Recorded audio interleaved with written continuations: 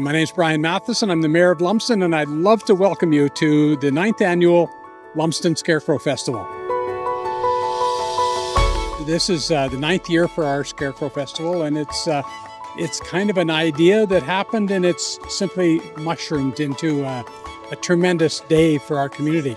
And that in itself speaks volumes of our community. The people in our community, everybody's opted in and doing their bit with scarecrows in their yards and participating and volunteering and helping. It's just a great day for our community and brings thousands of people to town. Earlier today I was at the car show and I was really impressed with the cars there. It's kind of me, something that I enjoy, and just all the people. People come from all around, and today I know I saw some people from Dalmeny and from Saskatoon on their way to the football game. They stopped in earlier, and so it's growing and growing in popularity, and people are coming from everywhere.